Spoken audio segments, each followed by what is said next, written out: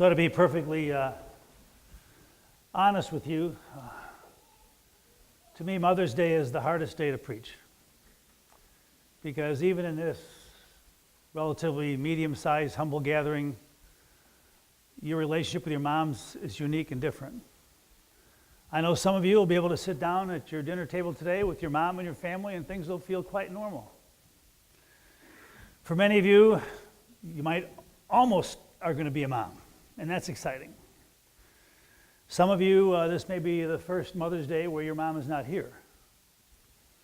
I know there are some of you whose relationship with your mom was not healthy, and so Mother's Day is kind of a bittersweet day. So each one of us comes here with a little bit different journey. Not a day goes by when I don't think of my mom. I mean, she's been gone for over 30 years.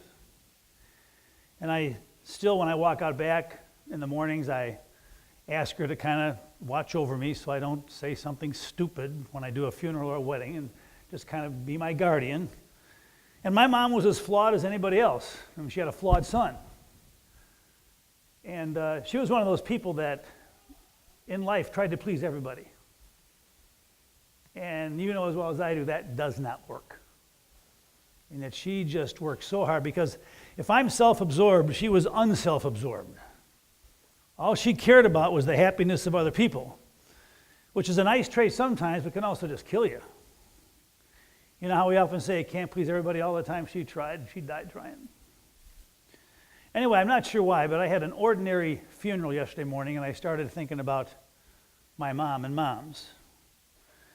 It was an ordinary family living in ordinary Bridgeview. The gentleman who died was 63 years old.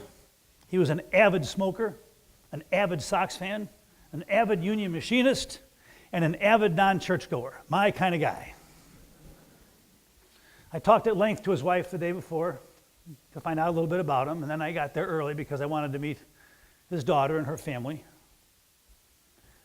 There was something about his daughter that got to me. You know, as I was doing my little meditation, and you try to say something to people that don't know you that at least will give them something to think about. And his daughter was sitting in the front row next to her mom. And she had tattered gym shoes on. She looked tired and weary. She had that look, and maybe you know what it's like. She looked like a person for whom life had not been all that easy or that kind. And as I spoke and I looked at the family, I saw her and I thought to myself, she's just thinking, why is this minister even here? Because we're not church people. And I was beginning to think that my words were kind of shallow and empty, and you know, they sometimes can be. I felt inadequate, which is okay, because you can't pretend to be all things to all people. I've learned that along the way. You can't reach everybody. I did try to say in my little meditation that, you know, religion is not just about going to church. It's about being a dad. It's about being a grandpa. It's about working hard. And I said, you know, today, God embraces your dad, your husband. He's in a kingdom that will never end. And the same God who embraces him will embrace you and give you the strength to face tomorrow. Well, after the cemetery, I'm walking back to my truck, and I'm just confused and a little bit empty. And the daughter comes up to me. And she said, can I talk to you for a minute? I said, well, yeah. And she said, well, I just want to thank you. I want to thank you for not judging me and my family for being non-church and unbelieving people. I found that comforting. And then she said, where is your church? And I said, you know that little high school on the corner of 131st and the Grange Road? We're the big church right next door. And then for the first time all morning, she laughed and smiled and giggled a little bit. And I thought about my mom after that.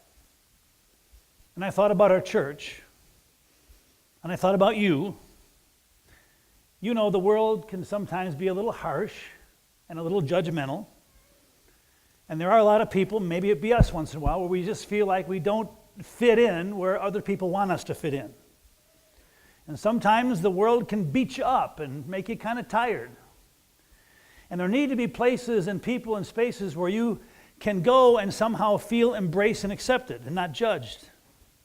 You want to be with people that aren't afraid of your failures and your shortcomings, that people that are kind of like angels and believe in second chances.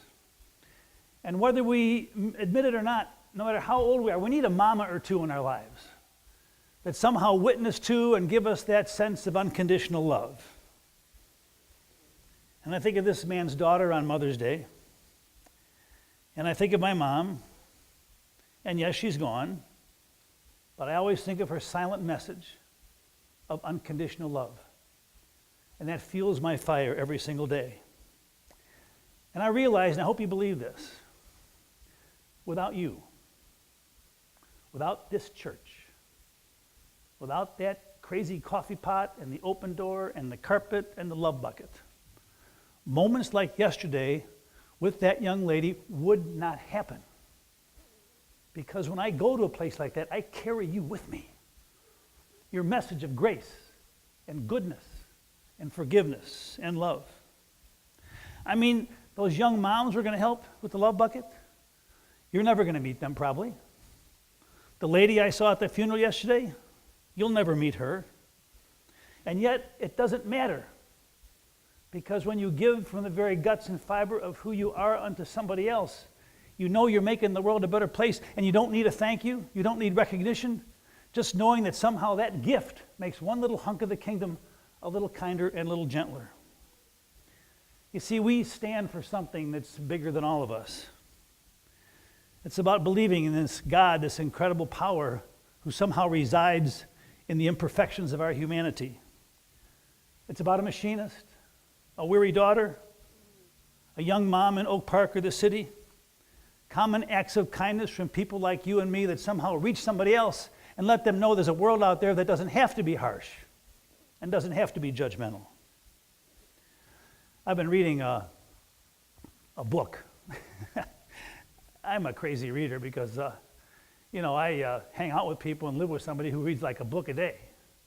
Well, I got this book. I read like books in 10-minute chunks. And so this book is taking me like the month of April to read. But I read little hunks at a time. And it's not the kind of book I usually read. It's entitled The Great Alone. And ironically, it's about a young girl who becomes a young mom. She lives in this incredible broken family. She becomes a young mother. She's abused by her family. And I don't have much more. I was going to cancel the service so I could finish my book and get it done because I only have 14 pages to read yet. And I still want the good guys to win. I read a little bit this morning, and the tears just came out of my eyes. And I said, I got to get to church. I got a job to do this half day. I got to get it done. And I realized that this young woman I'm reading about is incredibly flawed. She's so human. She's broken. And yet every single moment of every single day, she is fueled by the power of love. And no matter how that story is going to end, it's love that gets her through. And I'm thinking to myself, how often I doubt the power of love. How often I wonder if love really does make a difference in the world. How often I kick myself because I think maybe love doesn't make a difference in the real world that we live in every day. But then I think about you. I think about a machinist. I think about a young lady who was weary. I think about all those people, like many of you, that I take for granted every day. And I realize once again, love does matter. It matters a lot. And the power of love will never, ever die. Amen. If you're able to, please rise for the creed. It's on page 105.